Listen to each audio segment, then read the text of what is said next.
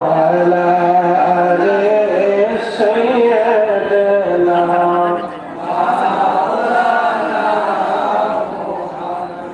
بلغ العلا بكماله كشف الدجى بجماله حسنت جميع خصاله صلوا عليه وآله কালেমা তাওহীদ আরশে লেখা বামিতে মুহাম্মদ আকা বন্ধুর পাশে বন্ধু বসা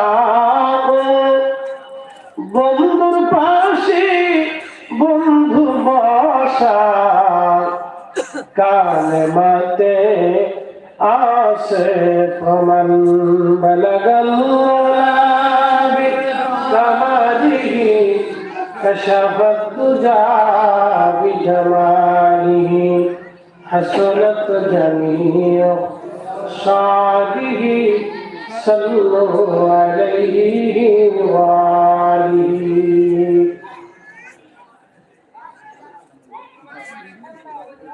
মহাপবিত্র বিশ্ব শরীফ 2026 মহাপবিত্র বিশ্ব শরীফ বিশ্ব জাতীয় মঞ্জিল আত্মশী দরবার শরীফ 2026 উদযাপন উপলক্ষে দাওয়াতি 16তম বাৎসরিক আদিমশান ইসলামিক জলসা সম্মানিত প্রধান অতিথি মাননীয় বিচারপতি জনাব আলহাজ এ.কে.এম. জহিরুল হক সাহেব, সাবেক মাননীয় বিচারপতি বাংলাদেশ সুপ্রিম কোর্ট,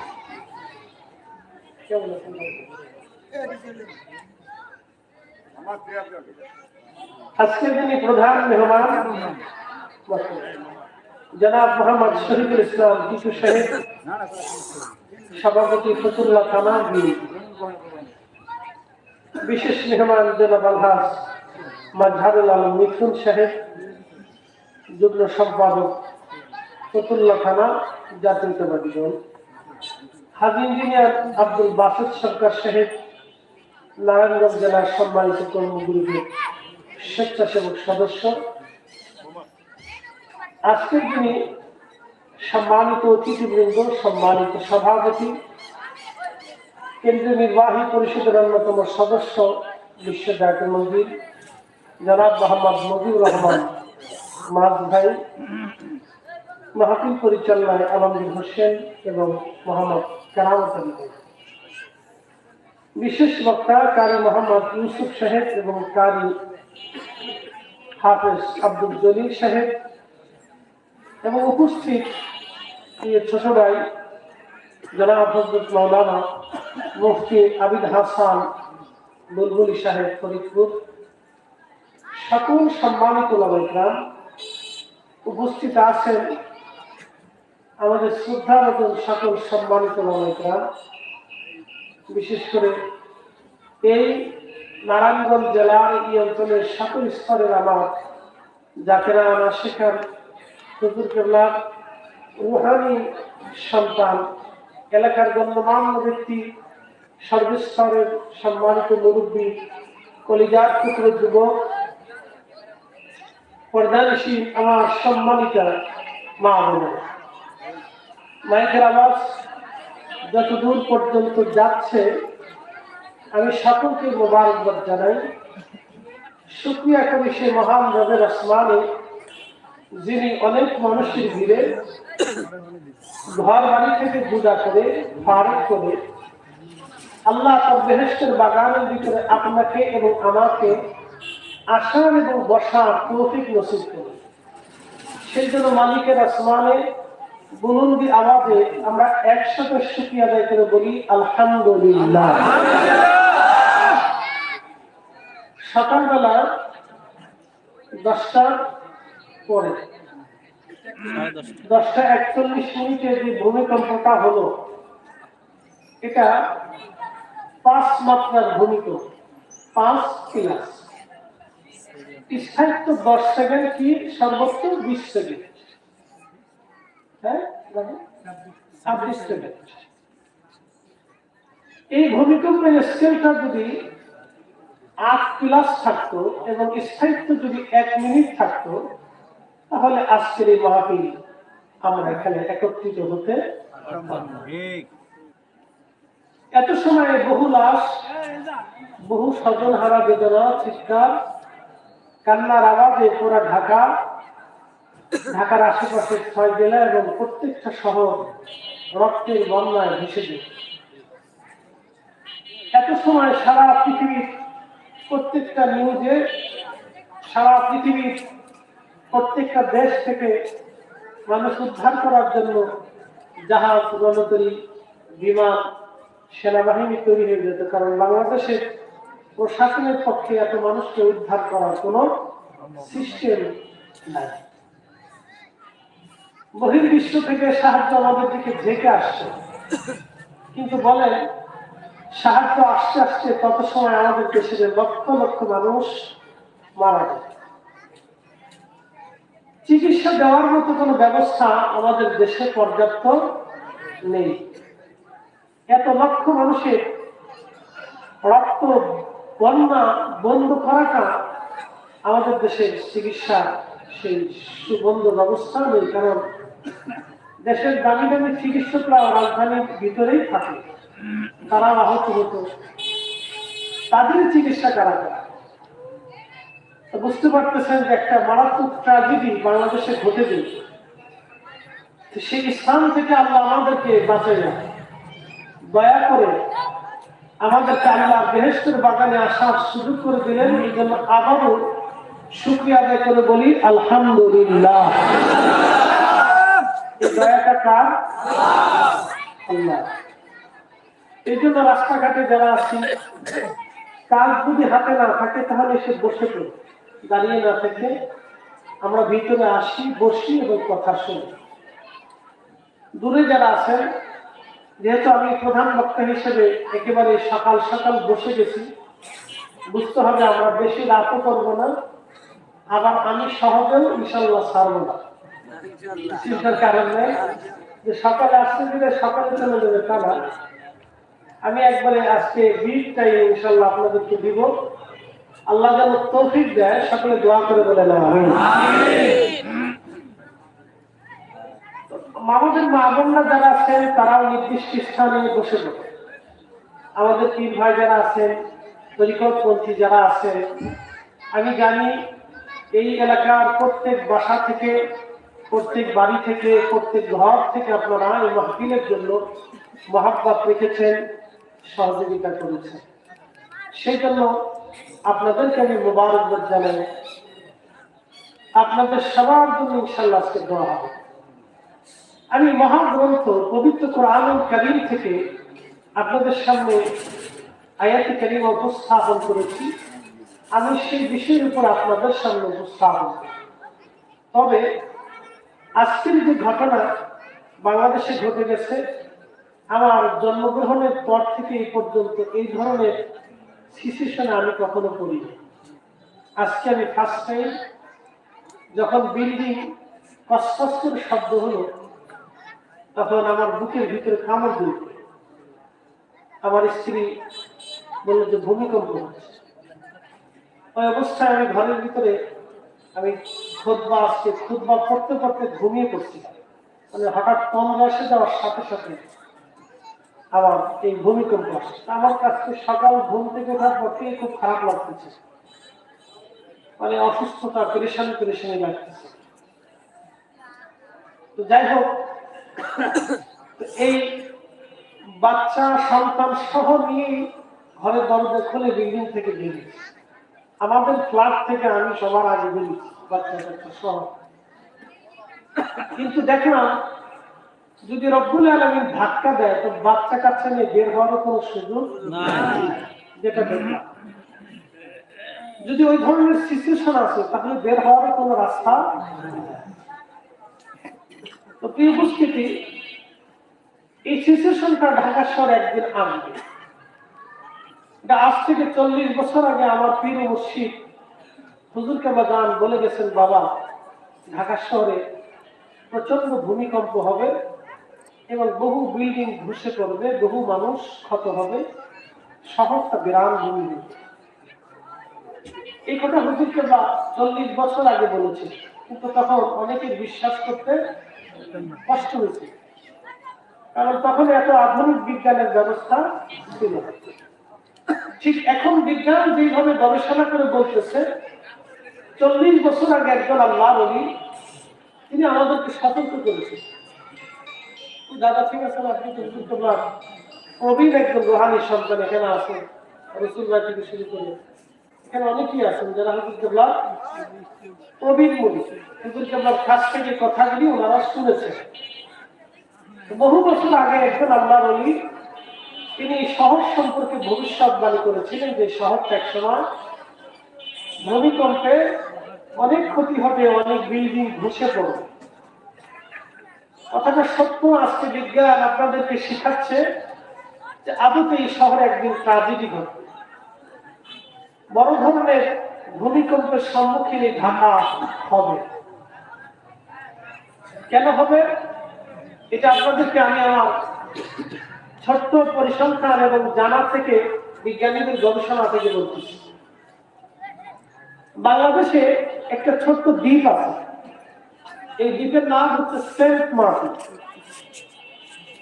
বাংলাদেশে যে ছোট্ট দ্বীপ আছে সেন্ট মার্টিন, এই সেন্ট মার্টিন কিন্তু কখনো দ্বীপ ছিল না, এটা সাগর ছিল। আজ থেকে 400 বছর আগে এই উপমহাদেশে একটা ভূমিকম্প হয়েছিল, খুব মারাত্মক। তখন এই ধরনের বিল্ডিং ছিল না। এই ভূমিকম্পের কারণে সেন্ট মার্টিন নিচের তলদেশ উঁচু হয়ে দ্বীপে পরিণত হয়েছে। এটা মার্টিন সাগরের নিচে ছিল। আপনাদেরকে বিজ্ঞানের গবেষণা থেকে জানাচ্ছি, এগুলো জানার দরকার। সেন্ট মার্টিনটা পানির নিচে ছিল, ভূমিকম্পে এটা উঁচু হয়ে গেল। একসাথে বলবেন আল্লাহু আকবার। এখন আমরা কোরআন থেকে বুঝি যে এটা আসল উঁচু হবে কিনা। আল্লাহ বাস করলেন, এটা সামাউন ফাতারাত, আসমান ভেঙে ভেঙে পড়ে। ওয়া ইদাল কাওয়াকিবু তাসারাত, নক্ষত্রগুলো ভেঙে ভেঙে পড়ে যাবে। ওয়া ইদাল বিহারু ফুজ্জিরাত, সমুদ্রের তলদেশ উদ্বেলিত হবে। সুবহানাল্লাহ বলবেন না? সমুদ্রের তলদেশ কি হবে? উদ্বেলিত হবে। আমি কয়েকদিন আগে মালদ্বীপে মাহফিলে গেলাম। মালদ্বীপের সাগর থেকে মালদ্বীপটা মাত্র 3 থেকে 4 হাত উঁচুতে। মালদ্বীপের যে ইন্টারন্যাশনাল এয়ারপোর্ট আছে, এই এয়ারপোর্টের পাশে চারিপাশে সাগর। এই সাগরের কোনা, এয়ারপোর্টের কোনাতে সাগরের ঢেউ এসে আঘাত করে। বিমানগুলি নামার পরে, বিমান থেকে নামার পরে দেখলাম সাগরের পানি এয়ারপোর্ট বরাবর ঢেউ এসে আছাড় মারতেছে। সাগর থেকে মাত্র 3 থেকে 4 হাত উপরে হচ্ছে মালদ্বীপ। পৃথিবীতে একটা সুনামি হয়েছে। এই সুনামিটা ইন্দোনেশিয়ার বালিতে আঘাত করল। ইন্দোনেশিয়ার সাগরের নিচে ভূমিকম্প অনুভূত হল।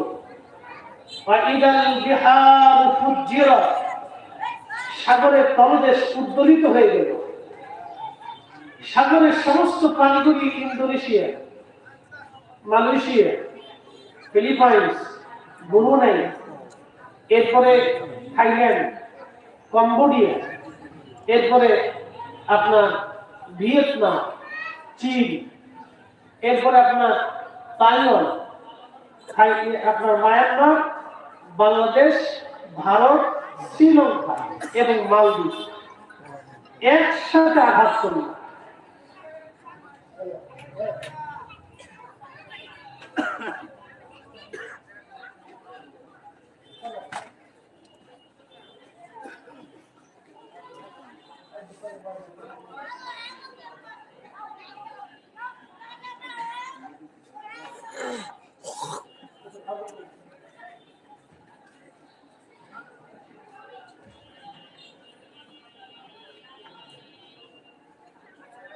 খুব মনোযোগ দেন।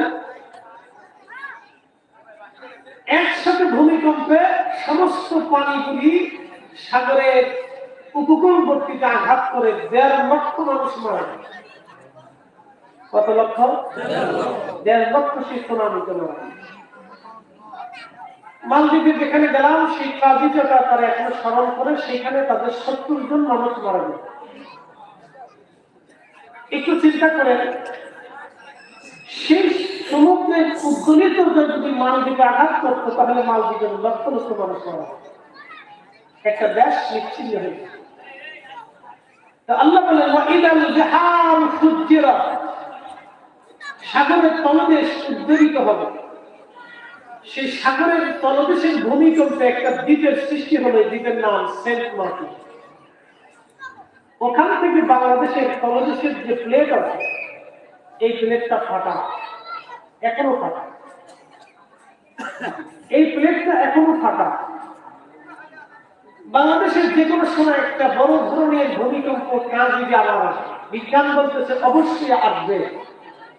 ভূমিকম্পের ইতিহাস অনুযায়ী বাংলাদেশে ৪০০ বছর আগে যে ভূমিকম্পটা, তারও ৬০০ বছর আগে আরেকটা ভূমিকম্প হয়েছিল। সেই হিসাব অনুযায়ী বিজ্ঞান বলতেছে যে বাংলাদেশে একটা বড় ধরনের ট্রাজেডি আসবে, অনেক বড় ভূমিকম্পের আওতার ভিতরে বাংলাদেশ। ৩-৪ বছরে অন্তত ১০ বার ভূমিকম্প আঘাত করছে বাংলাদেশ, সেটা জানেন কিনা যাচ্ছে। ৩-৪ বছরে ১০ বারের উপরে ভূমিকম্প আঘাত করছে। মাঝে মধ্যে আল্লাহ লারা দিয়ে আমাদেরকে স্মরণ করা যায় যে জমিনের মালিক আল্লাহ। একসাথে বলেন জমিনের মালিক আল্লাহ, জোরে বলেন জমিনের মালিক আল্লাহ। আল্লাহ ওয়াজ করলেন কুলিল্লাহুম্মা মালিকাল মুলকি তুতিল মুলকা মান তাশা।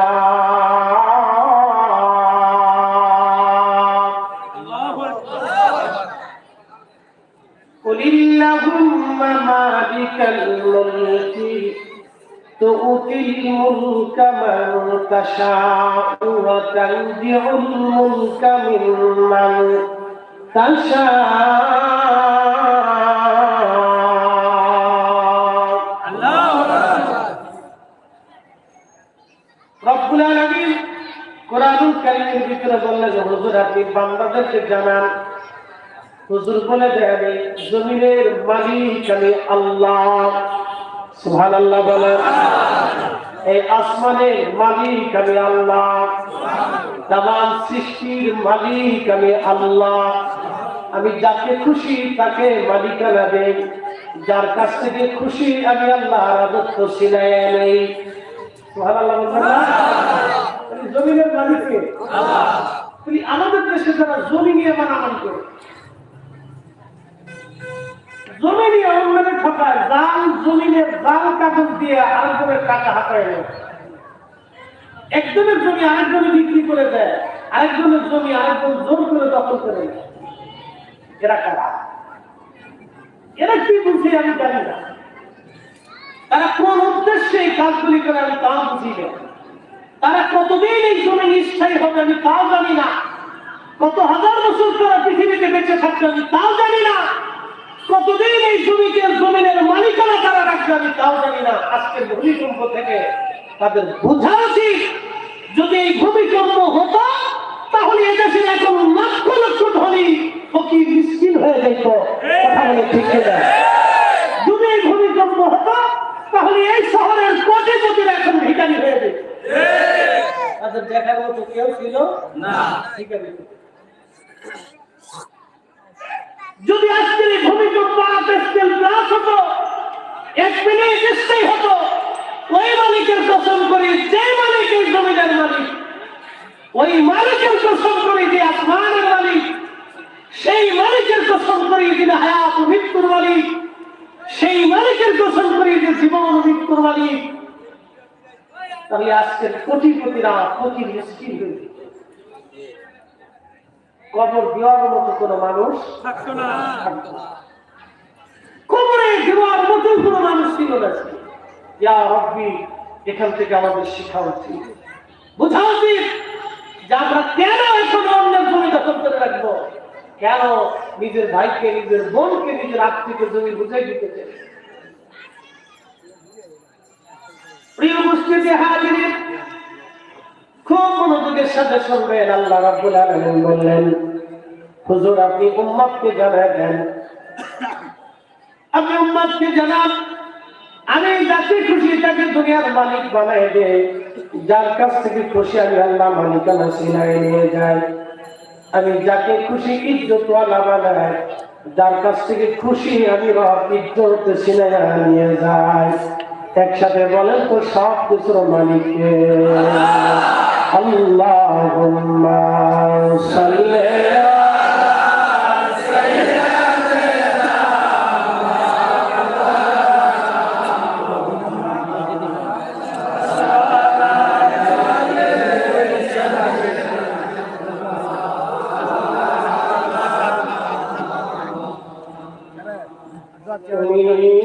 अल्लाह प्यारा हबीब,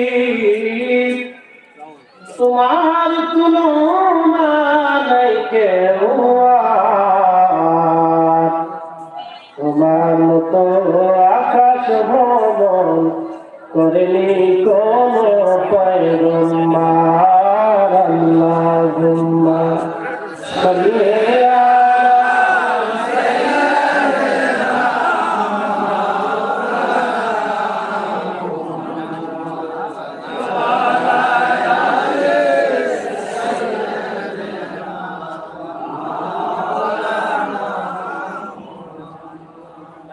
যারা দাঁড়ানো আছি আমরা ইনশাআল্লাহ বসে পড়ি। আমি জানি বাড়িতে যারা আছি তাও চলে কাল তখন না করি, সময় নষ্ট না। একসাথে জোরে বলি তো আল্লাহু আকবার। না হয় না, জোরে বলি আল্লাহ মহান ট্রাজেডি থেকে, বিপদ থেকে আপনাকে বাঁচাই দিলেন। আবারও বলেন আলহামদুলিল্লাহ। কখনো তোমাকে যদি ভুলি, হেদায়েতের আলো জেলে নিয় কাছে তুলি, কখনো তোমাকে যদি ভুলি,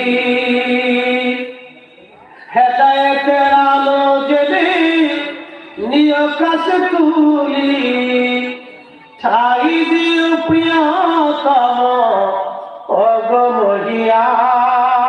অগমহিয়ান, তুমি রহমান তুমি মেহেরবান, অন্ধকারে না শুধু তোমারই গুণগান, বুঝে বুঝে না তবু শান, তুমি রহমান তুমি মেহেরবান।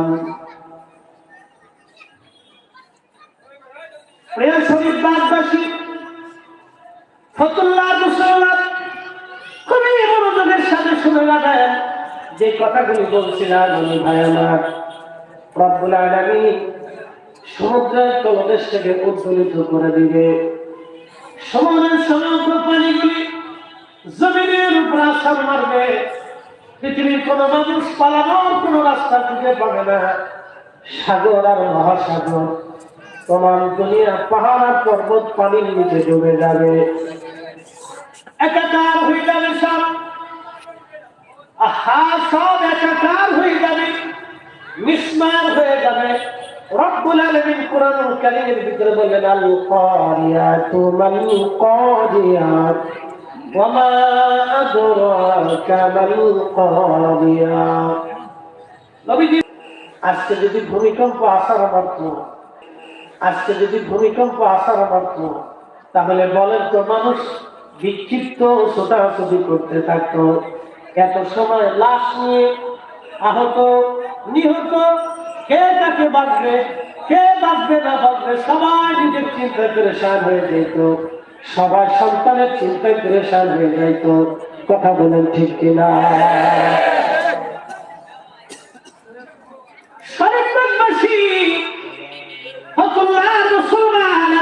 ভূমিকম্প যদি হয়ে যাইত, অনেক মা সন্তান ফেলে পালিয়ে চলে যাইত, অনেক সন্তান বাবা মা রেখে দিয়ে চলে যাইত। কারণ এত ধ্বংসস্তূপের ভিতর থেকে লাশ বের করা সম্ভব না। একটা দুইটা বিল্ডিং ভাঙতো না, হাজার হাজার বিল্ডিং ভেঙে যেত, প্রত্যেকটা রাস্তাঘাট ব্লক হয়ে যেত, প্রত্যেক চলাচলের রাস্তা বন্ধ হয়ে যেত, না গাড়ি ঢুকতে পারত না গাড়ি বের হতে পারত। উদ্ধার কেমনে করতো? বাংলাদেশে হেলিকপ্টার আছে তো বলেন তো, কয়টা হেলিকপ্টার আছে?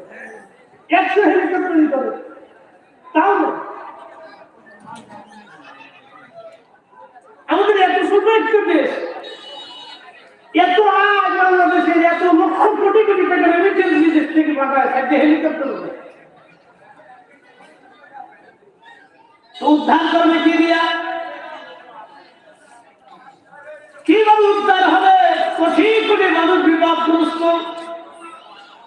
আপনি একটু চিন্তার ভিতরে নিয়ে আসেন, ফিকিরের মধ্যে নিয়ে আসেন। 40 বছর আগে একজন আল্লাহ নবী বলেছিলেন ঢাকা বিরান হয়ে যাবে, লক্ষ লক্ষ মানুষ মারা যাবে, হাজার হাজার বিল্ডিং গুলি ভেঙে ভেঙে পড়ে যাবে। সেই সময় আমরা তার কথা কেউ বিশ্বাস করি না।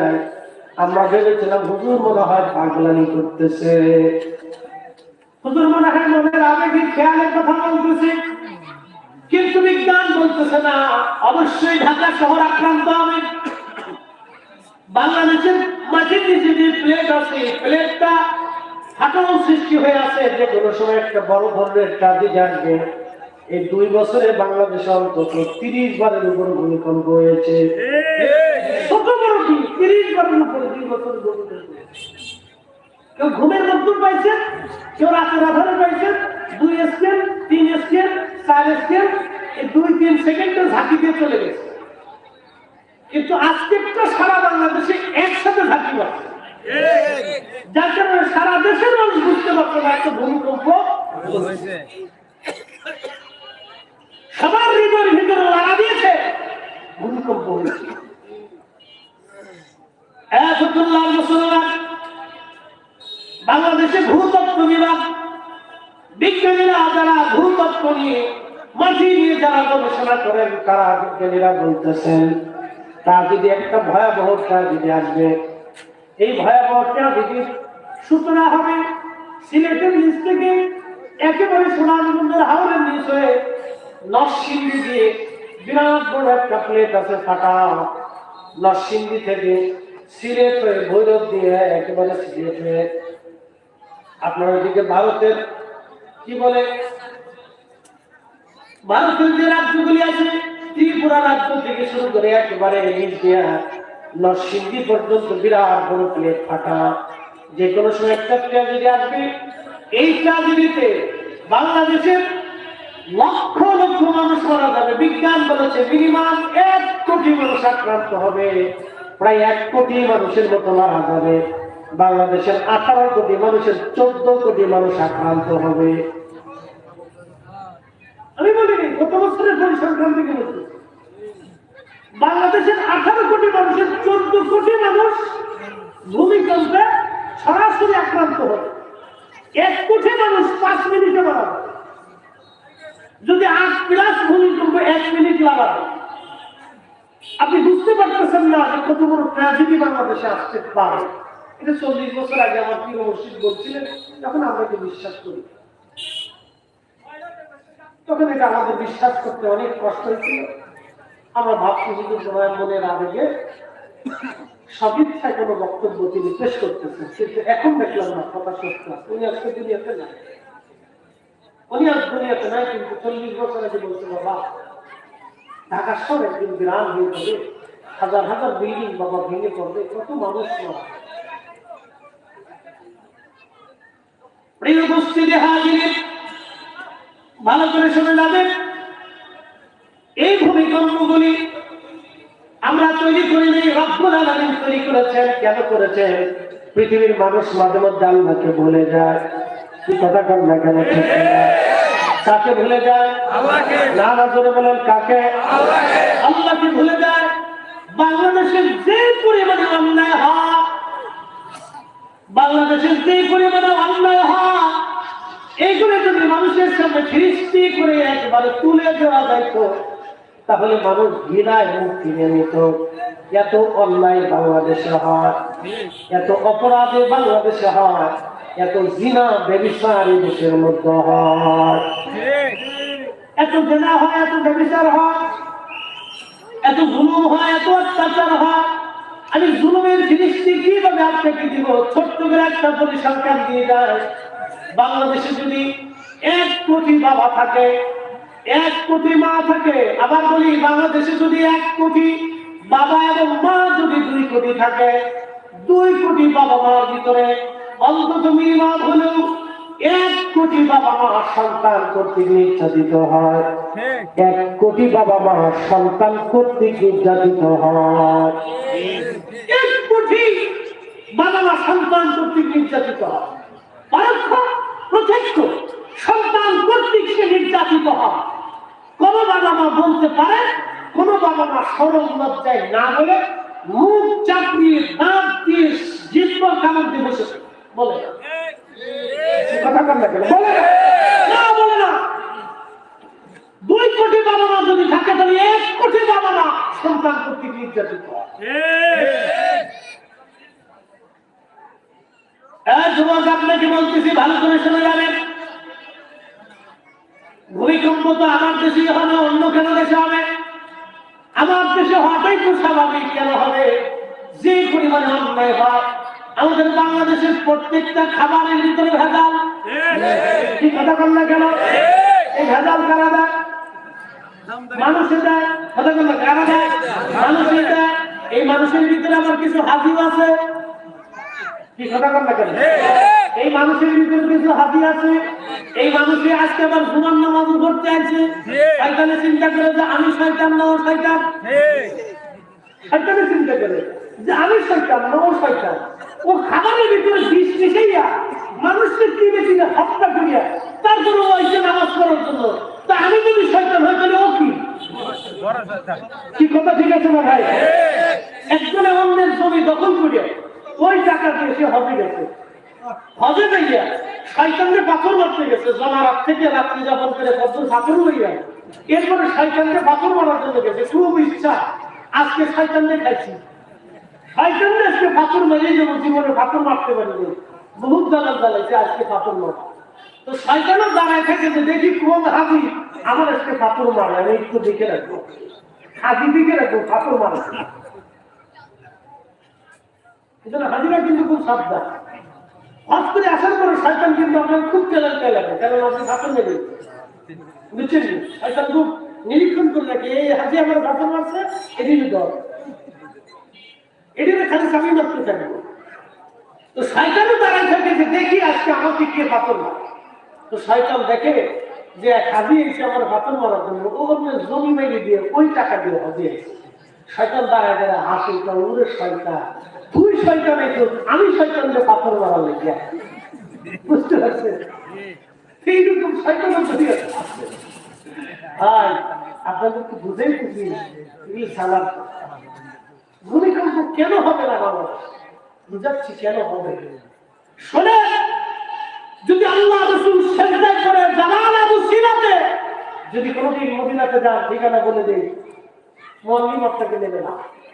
আমি যেভাবে বলে দিচ্ছি সেভাবে একা একা যাবে। যদি কোনদিন মদিনাতে যান তো খন্দকে যাবেন, খন্দকের পাহাড় দেখতে যাবেন, খন্দকের সেই খাল দেখতে যাবেন। সেই খাল নেই, সেখানে রাস্তা হয়ে গেছে। সেই মসজিদটা এখনো আছে, যে মসজিদে বসে নবী নামাজ পড়েছিলেন, যুদ্ধের নেতৃত্ব দিয়েছিলেন। খন্দকে সেই মসজিদ আছে, সেই মেহরাব আছে, যে মেহরাবে নবী নামাজ পড়িয়েছিলেন। যদি সম্ভব হয় নবীজির সেই নামাজের মেহরাবে 2 রাকাত নামাজ পড়ে দোয়া করে আসে। সেই খন্দকের পাহাড়ের পিছনে একটা পাহাড় আছে, এই পাহাড়ের নাম জাবাল আবু সিলা। জাবাল আবু সিলাতে ছোট্ট একটা গুহা আছে। এই গুহার ভিতরে আমার নবীজি 3 দিন 3 রাত সিজদায় পড়ে কেঁদেছেন। একাধারে 3 দিন 3 রাত পর্যন্ত সিজদায় পড়ে কেঁদেছিলেন। ইয়া রব হাবলি উম্মতি, ইয়া রব হাবলি উম্মতি। আল্লাহ আমার উম্মত, আমার উম্মত, আমার উম্মত, আমার উম্মত।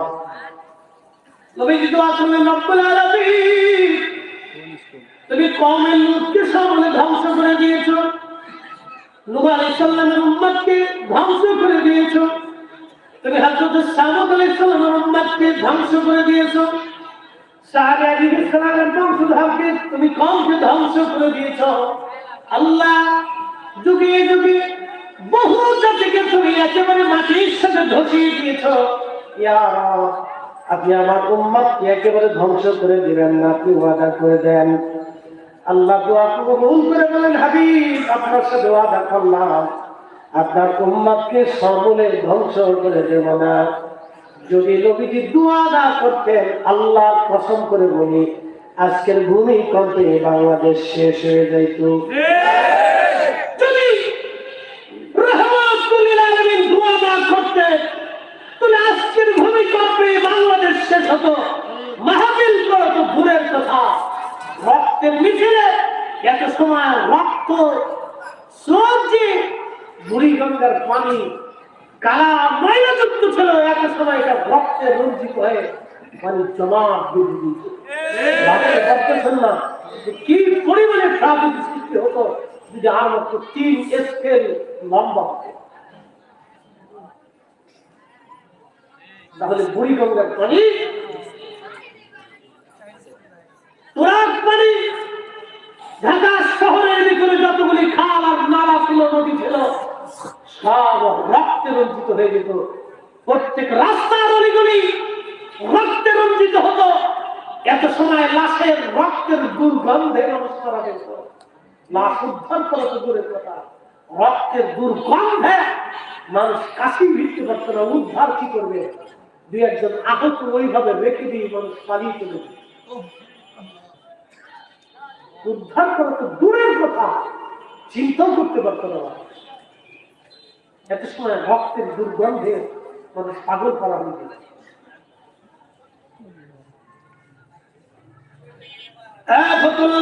ভালো করে শুনে যাবেন, ওই জামাল আবু সিরাতে বসে বসে নবী 3 দিন 3 রাত পর্যন্ত কাঁদলেন। পানি নাই, খাবার নাই, খেজুর নাই, কিচ্ছু নাই। সিজদার মধ্যে পড়ে গেলেন নবীজি, ইয়া রব হাবলি উম্মতি, ইয়া রব হাবলি উম্মতি। ওইখানে আমি নামাজ পড়তে গেলাম, দোয়া করতে গেলাম।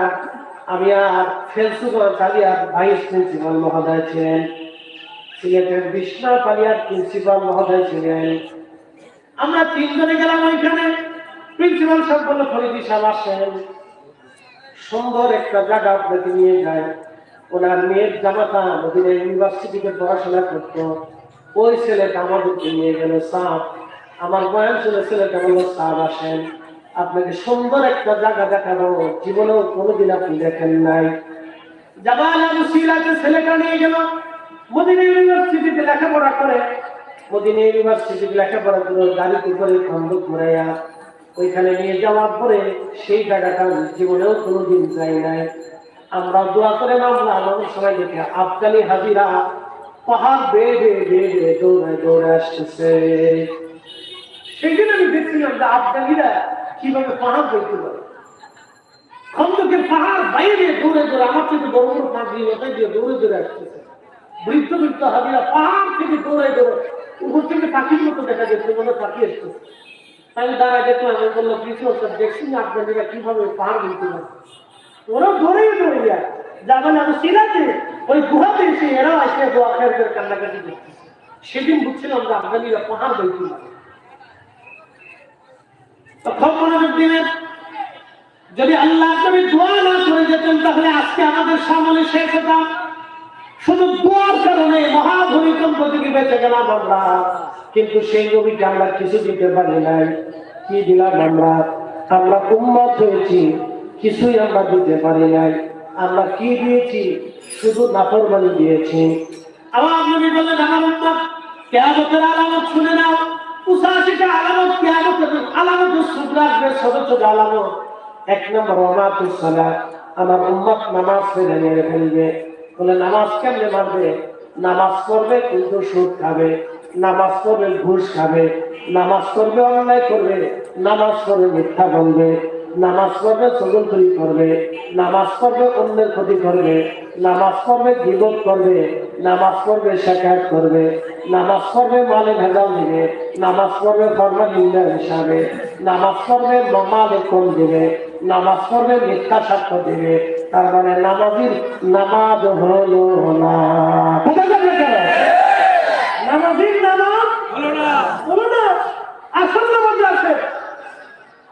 এই জন্য আল্লাহ নবী বলেন নামাজুসসালাম, আর উম্মত নামাজ পড়ে ফেললে, নামাজ পড়বে মিথ্যা সাক্ষ্য দেবে, নামাজ পড়বে মিথ্যা কথা বলবে, নামাজ পড়বে আমানতের খেয়ানত করবে, নামাজ পড়বে অন্যের ক্ষতি করবে, নামাজ পড়বে লোক মানে খেতে দেবে না, নামাজ পড়বে স্ত্রীকে ধোকা দেবে, নামাজ পড়বে সন্তানের হক নষ্ট করবে, নামাজ পড়বে ভাই বোনের হক মেটাবে না, নামাজ পড়বে এতিমের হক নষ্ট করবে, নামাজ পড়বে এরপরে সুদ খাবে, নামাজ পড়বে ঘুষ খাবে, ঘুষ খেয়ে যে নামাজ পড়বে, নামাজ পড়ে যে ঘুষ খাবে। কি কথা বললে কেন? তাহলে নামাজির নামাজ হলো না, নামাজির নামাজ হলো না। ইন্নাস সালাতা তানহা আনিল ফাহশাই ওয়াল মুনকার। নামাজ নামাজিকে খারাপ কাজ থেকে ফেরাবে, যে নামাজ নামাজিকে খারাপ কাজ থেকে ফিরাই না, সে নামাজ কবুল হয় না। কথা বললে কেন? সে নামাজি হতে পারে না, নামাজির নামাজ হলো না, নামাজির নামাজ হলো না। এই জন্য 40 বছর আগে আমার পীর বললেন, বাবা হুজুর কালমে নামাজ পড়েন, শুধু আল্লাহর রাহে নামাজ পড়েন, আল্লাহর জন্য নামাজে দাঁড়ান, তাল খেয়াল কালমের দিকে, তাল আল্লাহর দিকে, আল্লাহ হাজির নাজির, আল্লাহ দেখতেছেন তোমার কালমের হাল, খেয়াল কালমে ডুবাইয়া আল্লাহকে হাজির নাজির, আল্লাহর সামনে তুমি দাঁড়াইছো, তুমি রবের সামনে দাঁড়াইছো, তুমি তার গোলাম, তুমি তার সামনে দাঁড়াইয়া যেইভাবে গোলাম মালিকের সামনে দাঁড়া, যেইভাবে আসামি বিচারকের সামনে দাঁড়া, তুমি সেইভাবে আজ মালিকের সামনে দাঁড়াইছো। এই চিন্তা রেখে তুমি নামাজ পড়ো। মারহাবা বলবেন না? আমরা বুঝি নেই, আমরা বলছি হুজুরে কি কয়, ঠিক আছে না? আমরা বলছি এটা কি কয়, মন্তর করতেছে। আসলে এটা আমরা মন্তরটা বুঝি নেই, মন্তর বুঝে না, মন্তর বোঝা দরকার। هذا أفلح المؤمنون الذين هم في صلاتهم خاشعون। আল্লাহ বলে সফল কাম সে মুমিন, সফল কাম হবে সে মুমিন যিনি সর্বপ্রথম নামাজের মধ্যে খুশু অবলম্বন করে, শুধু আল্লাহর জন্য নামাজে দাঁড়ায়। একসাথে বলেন কার জন্য? আল্লাহ। যারা বলেন কার জন্য? আল্লাহ। চিৎকার করে বলেন কার জন্য? আল্লাহর জন্য নামাজি নামাজে দাঁড়াবে, আল্লাহর জন্য, আল্লাহর জন্য নামাজি নামাজে দাঁড়াবে। নামাজের খাতা সোজা করে দাঁড়ান, খেয়াল আপন আপন কালবে ডোবান, খেয়াল কালবের ভাল বাল্লা দিক, আল্লাহ হাজির নাজির, আল্লাহ দেখতেছেন বান্দার দিলের হাল। খেয়াল কালবে ডুবাই রাখলে নামাজ আর মনে থাকে, যে মাত্র খেয়াল কাল থেকে বের হয়ে যাবে ঠিক তখনই নামাজ ভুল হয়ে যাবে। নামাজে যদি আল্লাহকে ভুল হয় তো আপনি কাকে সাজদা দিলেন, আপনি কার সামনে দাঁড়ালেন? এই জন্য নামাজের নামাজ হলো না। নামাজ পড়ার পরও মানুষ সুদ ছাড়ে না, নামাজ পড়ার পরও ঘুষ ছাড়ে না, নামাজ পড়ার পরও মিথ্যা ছাড়ে না, নামাজ পড়ার পরও আমানত রক্ষা করে না, নামাজ পড়ার পরও ওয়াদা ঠিক রাখে না। কি কথা বলতে? বাংলাদেশের বেশি সমস্যা কি জানেন? বাংলাদেশের অধিক মানুষ কোথায় কোথায় মিথ্যা বলে, কোনো কিছু নেন না, কোথায় কোথায় মোবাইল আসল করে মিথ্যা অবাক্য কয়ে দিচ্ছে, আসি ঢাকাতে কিন্তু ঘরে মিথ্যে শুয়ে দিচ্ছে, বুঝতে পারছেন? কত পরিমাণ মিথ্যা বলে, মিথ্যাকে তারা গুনাই মনে করে। অনেক ব্যবসায়ী মাল দিবে দুর্গন্ধ, আল্লাহর কসম করে দিতে চিন্তা করে দিতে, একবারে এক নম্বর ফ্রেশ জিনিস দিতে চাচ্ছে, একবারে আল্লাহর কসম করে দিতে চিন্তাই করে একবারে এক নম্বর বাস মেনে দিচ্ছে আপনার, একবারে খারাপ করে সময় কেটে দিচ্ছে। বুঝতে পারছেন? এই জন্য আমাদের দেশে মানুষের ভাগ্যের পরিবর্তন হয়। আমাদের দেশে ন্যায় বিচার হয় না। 68,000 গ্রামে ন্যায় বিচার হয়। কি কথা বলেন না কেন? টাকা দিয়ে, পয়সা দিয়ে, লোক দিয়ে, লস্কর দিয়ে, সমৃদ্ধি দিয়ে, সাম্রাজ্য দিয়ে, এরপরে আপনার কি বলে ঘনত্বতা দিয়ে, চেহারা দেখিয়ে তারপরে বিচার। শালীন ব্যাপারে 100% পিওর বিচার আমাদের দেশে ঠিক হতে হয়। যারা সাক্ষী দেয় তারাও ঠিক মতো সাক্ষী দেয় না, মিথ্যা সাক্ষী দেয়। 500 টাকা দিলে দেশে সাক্ষী দেওয়া 500 টাকা। আপনি বুঝে নেবেন নামাজি নামাজ হলো না, কথা বল না, বুঝে না নামাজি নামাজ হলো না। বলে কারণ কি? নামাজও করছে, আমার উপর খেয়ালত করছে, নামাজ তার নামাজ কবুল হয়, তার নামাজ থেকে খারাপ কাজ থেকে বেরাচ্ছে না। তার মানে নামাজ কবুলিয়াতের যেমন জরিয়াত আছে, আল্লাহ রাহিমুল্লাহ, আল্লাহ নমস্কার করে। আপনাকে নামাজ বুঝতে হবে, সালাত বুঝতে হবে। মুসলিম কাকে বলে জানেন? আসলামতু লিরাব্বিল আলামিন। মুসলিম তো তিনি যার জীবনে সবকিছু আল্লাহর জন্য কুরবানি করে দেয়। মুসলিম তো সে যার জীবনে সবকিছু কার জন্য কুরবানি করে, আল্লাহর জন্য কুরবানি করে। সেই মুসলিম, সেই মুসলিম। সে দিনের মরিদ হোক আর দিনের মরিদ ছাড়া হোক, সোজা শোনা আসলামতু লিরাব্বিল আলামিন। যার জীবনে সবকিছু রাহালিল্লাহ, লিল্লাহি, আল্লাহর জন্য হবে, সেই মুসলিম, সেই অরিজিনাল মুসলিম, সেই অরিজিনাল মুসলিম। আল্লাহু আকবার। লা ইলাহা ইল্লাল্লাহ। কি বলেন? নামাজ দিলে নামাজ শোনা। আল্লাহ নবী বলেন, আমার উম্মত নামাজকে মেরে ফেলবে, নামাজ হত্যা করবে। আল্লাহ বলেন, কুল ইন্না সালাতি ওয়া নুসুকি ওয়া মাহইয়ায়া ওয়া মামাতি লিল্লাহি ওয়া রাব্বিল আলামিন।